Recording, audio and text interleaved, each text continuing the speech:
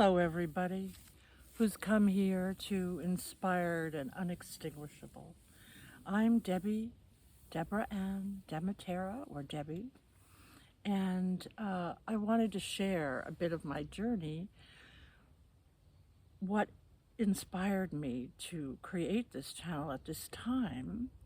And so, you know, the flood that came as a result of Hurricane Helen at the end of what is it, September, I guess, because now we're at the end of October, uh, in so many ways has expanded my life. And an example is that I'm even making this video. I had wanted to make this channel for a while, before Hurricane Helen, and I had been planning and just doing a lot of, I was really caught in my head about showing myself on camera. And I was just trying to find ways I wouldn't have to do that. And I was adamant that I wouldn't do that because every time I'd see myself in a video, I'd be like, oh no, yeah, I just can't take this. And I don't need to do this. I don't need to expose myself to all the feelings that come up. And I find like now it's like I'm I'm an expanded me, I guess, because I'm not feeling the same way. And that is definitely a good thing. That is an expansion, not a contraction.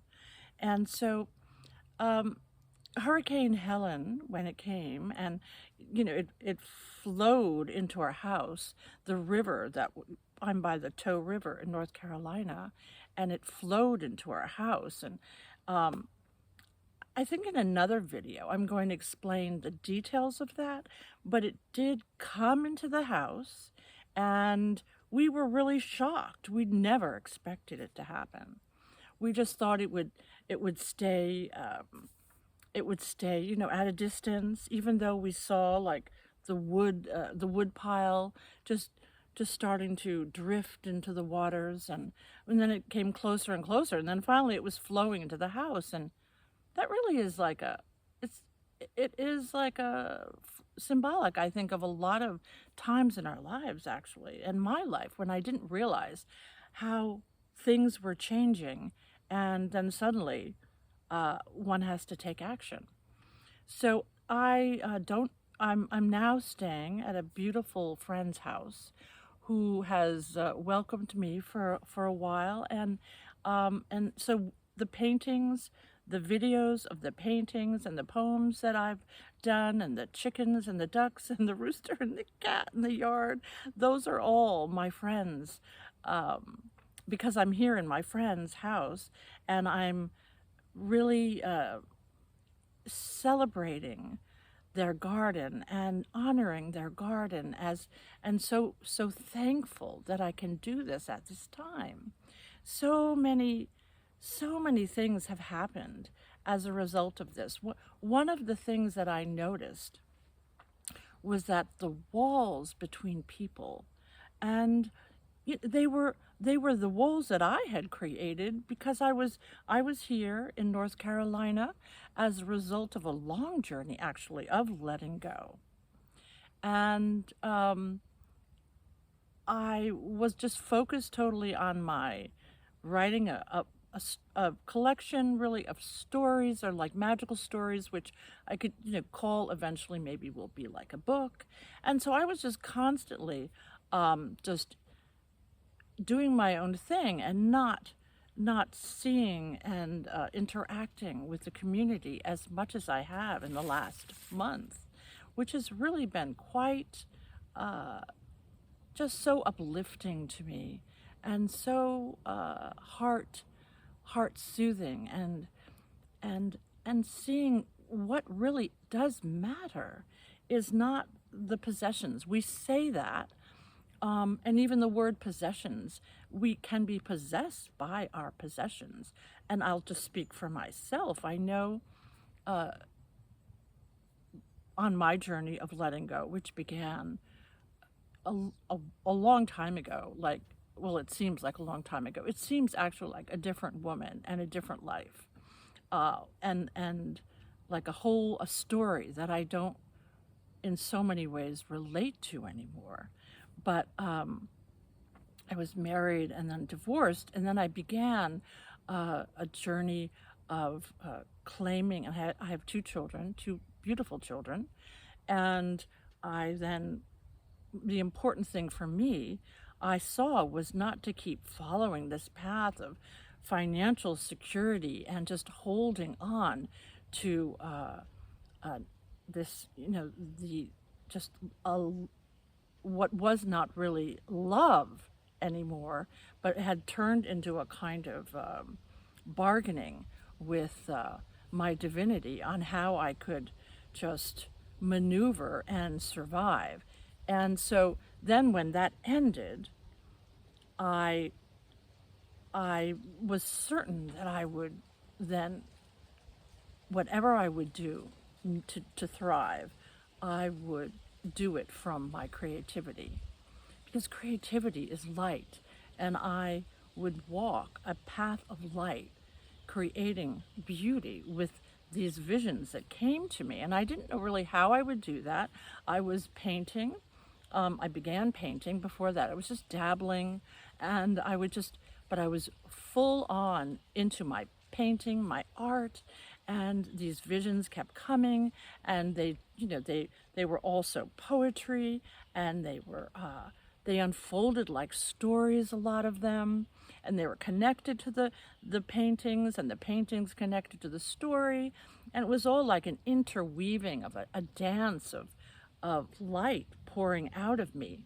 So then I created a kind, I'll call it a business, right? That's what we call things that we create to bring in, to follow our passions, but also to bring in finance.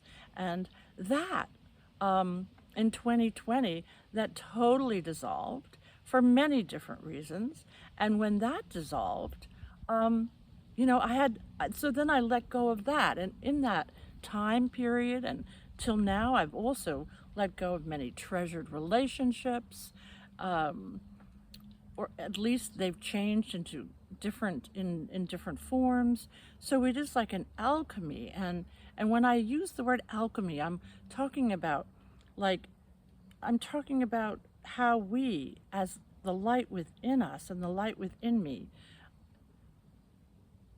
can transform these experiences, which are heavy and laden with sorrow and pain and denial. They can be transformed, as in, when the word alchemy, it's changing matter into gold, or lead into gold. And so it's like darkness into light. So this experience with losing more has somehow made my life bigger.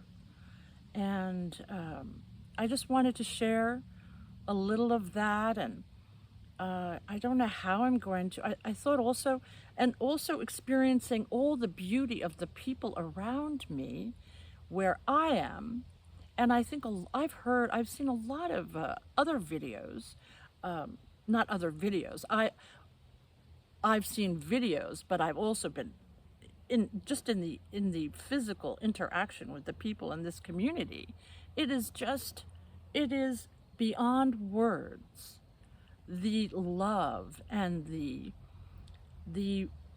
real prioritizing of what matters in life has just been unfolding, and the honoring of differences, or not, the honoring of where people are, and not caring about differences, not caring about differences of belief, or it just all dissolves as part of the walls, as part of the division. So it is just, what is important to me is continuing with my creativity at this time, I'm working on a story I originally called it The Weaver and the Fairies, so that's what I'll call it now because I haven't come up with a new title, but I do believe it's going to have another title.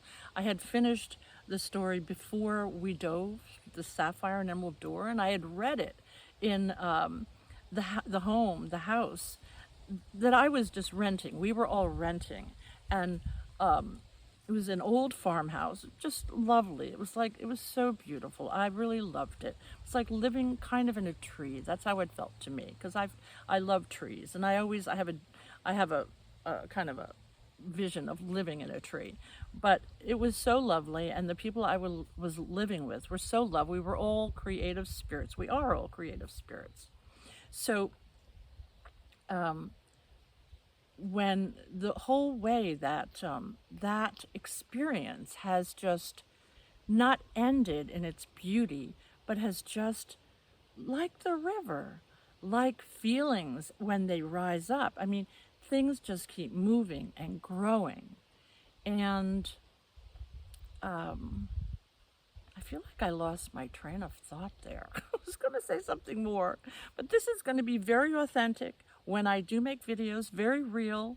And the videos with my paintings and the poems, I've taken 9 poems. Of course, I've written more poetry than that, but that is the poems that I thought were relevant for this channel and the paintings. And so I have pastel and I have acrylic paintings, you'll see, and those I have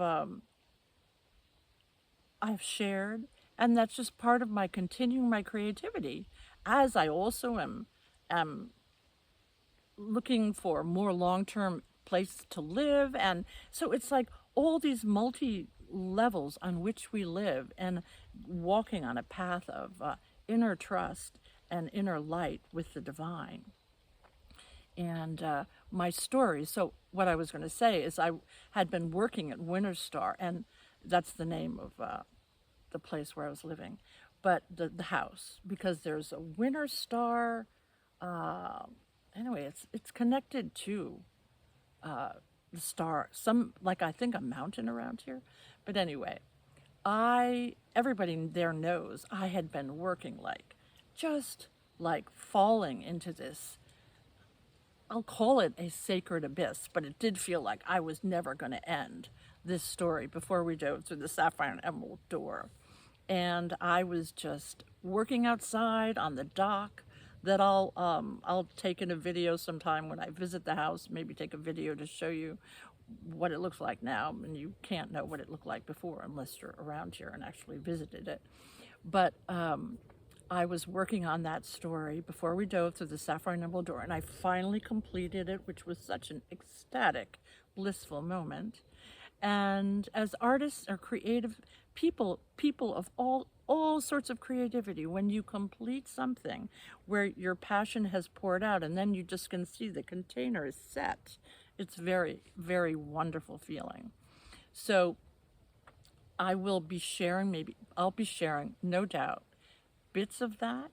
I know what I wanted to say. I had read that story before we dove to some friends in the house where I used to live that got flooded and is now pretty much unlivable. So I had read it there, and it's I'll read bits of it here. I don't know how I'm going to share it here, but I know I will share a little at least.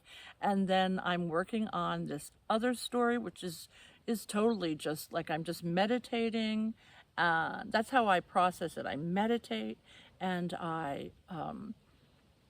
it's like going into a vision, and then it's getting deeper and deeper inside me, so that when the words are secondary, the energy is first. So that's what I learned by being persistent with my first story before we dove, the vision of which I'd had years ago.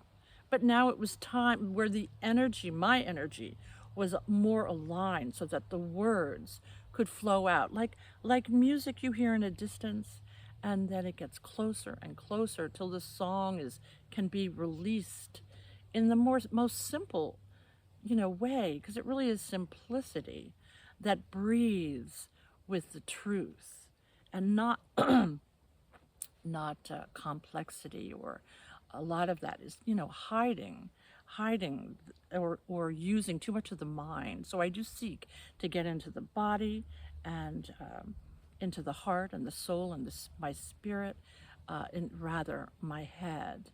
So I had read it there, and that is a really good memory.